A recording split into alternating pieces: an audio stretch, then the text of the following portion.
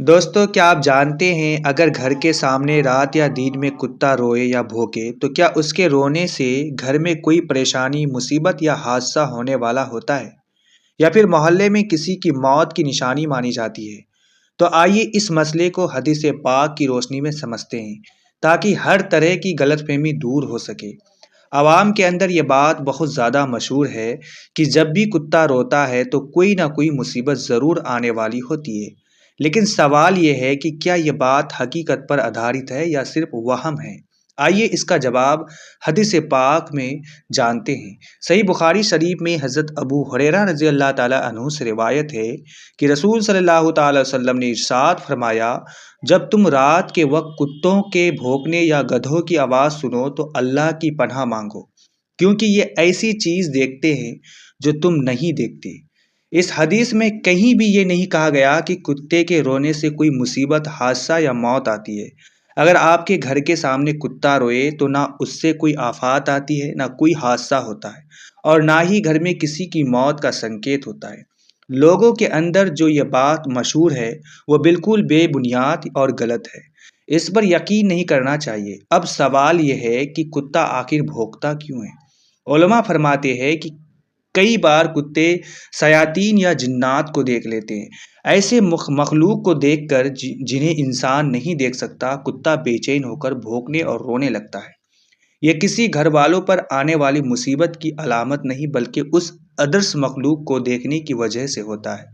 अब आइए हम बात करते हैं जादू टोने की। अगर किसी शख्स पर जादू का असर हो तो उसकी कुछ निशानियां होती है जिनका जानना बहुत ज़रूरी है। सबसे पहली निशानी ये है कि ऐसे इंसान की आंखों के नीचे अचानक काले काले धब्बे दिखाई देने लगते हैं और आंखें बेवजह सुर्ख रहने लगती है।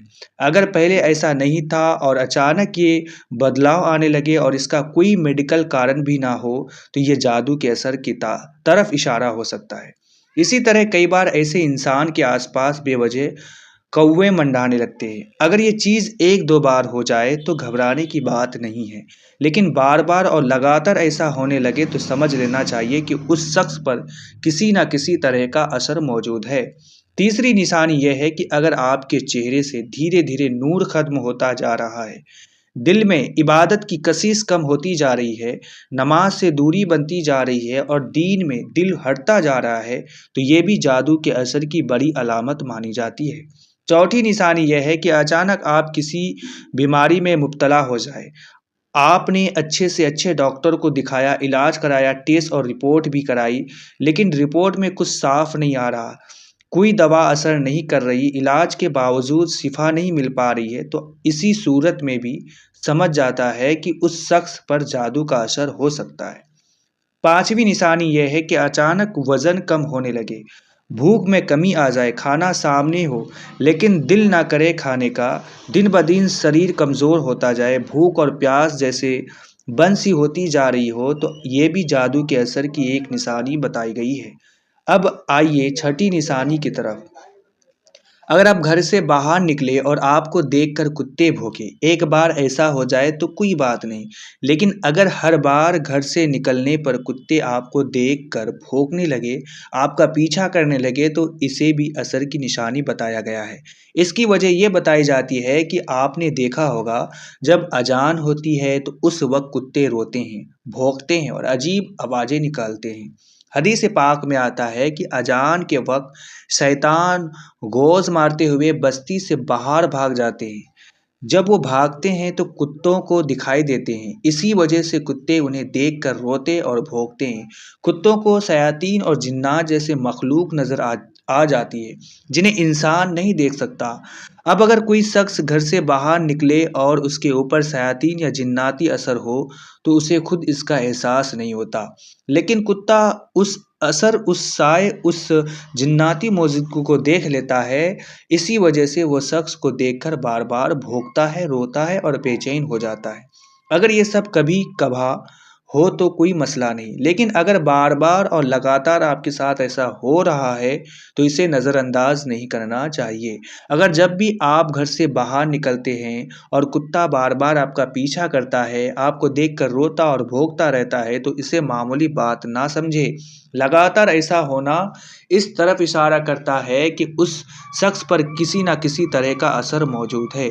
इसी तरह सातवीं निशानी ये है कि जब भी आप कोई काम करने जाते हैं, आपका काम बिगड़ जाता है, आप मेहनत करते हैं, कोशिश करते हैं लेकिन काम पूरा होते-होते फेल हो जाता है। कोई भी काम कामयाबी तक नहीं पहुँच पा रहा है, हर बार नाकामी सामने आ रही है, बार-बार कारोबार शुरू करते हैं, नई कोशिश करते हैं लेकिन काम चल ही नहीं पाता। तो ऐसी हालात में यह कहा जाता है कि किसी ने बंदिश करवा रखी है जिसकी वजह से कामयाबी रुक गई है। आठवीं निशानी ये है कि अगर आपका कारोबार पहले बहुत अच्छा चल रहा था लेकिन अचानक बिना किसी वजह से गिरावट आने लगे, कस्टमर आना बंद हो जाए, काम ठप पड़ने लगे तो समझ लेना चाहिए कि किसी ने हसद में आकर बंदिश करवा दी है और जादू करा दिया है। ये कोई मामूली बात नहीं, इसे बहुत सीरियस तौर पर लेना चाहिए। अब आइए नौवीं निशानी की तरफ। अगर कोई शख्स अकेले बैठकर बुदबुदाने लगे, आप अपने आप से बातें करने लगे जबकि आसपास कोई मौजूद ना हो, तो ये भी जादू के असर की एक बड़ी निशानी मानी जाती है। 10वीं और आखिरी निशानी ये है कि किसी इंसान के मिजाज में अचानक चिड़चिड़ापन आ जाना।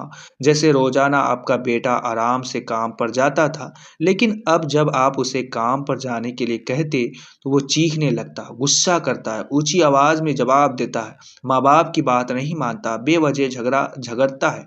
तो समझ लेना चाहिए कि किसी न हसद और जलन से जादू करवा दिया है। कई बार ऐसा भी होता है कि जबरदस्ती काम पर भेजने के बावजूद वहां उसका दिल नहीं लगता, घबराहट होने लगती है, बेचैनी इतनी बढ़ जाती है कि 2-4 दिन, 8 दिन या 15 दिन में वापस घर लौट आता है। बार बार काम पर जाता है लेकिन दिल नहीं लगता, मन घबराता है। यह सब इस बात की निशानी है कि किसी ने बंदिश करा दी है, ताकि ना काम चले और ना घर में सुकून बचे। इन चीज़ों को हल्के में मत लीजिए क्योंकि कई घर इसी वजह से तबाह और बर्बाद हो जाते हैं। अब आइए इसका तौर भी जान लीजिए। अगर किसी पर जादू का असर हो तो इसका इलाज भी मौजूद है। आपको चारों चारों कुल कुल या काफिरून, कुल हुवल्लाहु अहद, कुल औज़ बिरब्बिल कुल फलक, ये सब आपको पढ़ना है और हर एक को 3-3 बार पढ़ना है। इसके बाद आखिर में दुरूद शरीफ पढ़िए और 7 बार आयतुल कुर्सी पढ़नी है। फिर इस सब को पढ़कर पानी पर दम करें और फज्र की नमाज के बाद उस पानी को घर के सभी लोगों को पिला दें। इंशाअल्लाह ताला शिफा अता फरमाएगा। और याद रखिए, उस पानी को खुद भी पीना है और घर के सब लोगों को भी पिलाना है। इस अमल को लगातार 40 दिन तक करना है। इंशाअल्लाह आपको शिफा मिलेगा।